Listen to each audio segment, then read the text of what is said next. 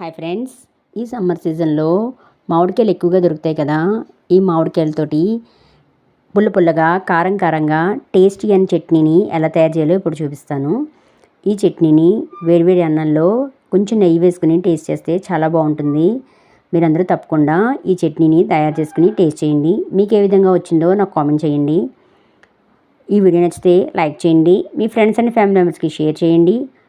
First time నా channel చూస్తే కనుక సబ్స్క్రైబ్ చేసుకోండి, పక్కనే ఉన్న బెల్ని ఆన్లో పెట్టుకోండి. ఈ మామిడికాయల్ని శుభ్రంగా కడిగేసుకుని సగాన్ని కట్ చేసుకుని జీడిని తీసేసుకోవాలి. ఒక ప్యాన్లో ఆయిల్ వీట్ చేసుకుని మనం కట్ చేసుకున్న మామిడికాయల్ని, టమాటాలని, పచ్చిమిర్చికి ఘాట్లు పెట్టుకుని వేసుకోవాలి. పచ్చిమిర్చి ఘాట్లు పెట్టుకోకపోతే పేలుతాయి, కంపల్సరీగా ఘాట్లు పెట్టుకుని వేసుకోండి. 10 నిమిషాలు మూత పెట్టుకుని మగ్గించుకుంటే టమాటాలు, మామిడికాయ మగ్గిపోతుంది. ఓ మిక్సీ జార్ తీసుకుని మనం మగ్గించుకున్న పచ్చిమిర్చి, టమాటా, ఉల్లిపాయ, వెల్లుల్లిపాయలు, మామిడికాయల్ని తొక్క తీసేసుకుని వేసుకోవాలి.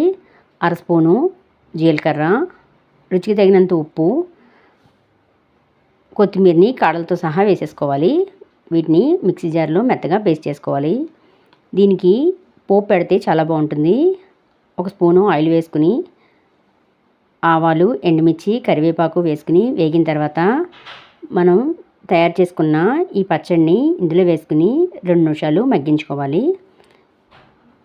2 నిమిషాలు మగ్గించుకున్న తర్వాత ఈ చట్నీని వేడి అన్నంలో కొంచెం నెయ్యి వేసుకుని టేస్ట్ చేస్తే చాలా బాగుంటుంది. మీరందరూ ఈ సమ్మర్ సీజన్లో ఈ చట్నీని తయారు చేసుకుని టేస్ట్ చేయండి. మీకు ఏ విధంగా వచ్చిందో నాకు కామెంట్ చేయడం మర్చిపోవద్దు. Thank you friends.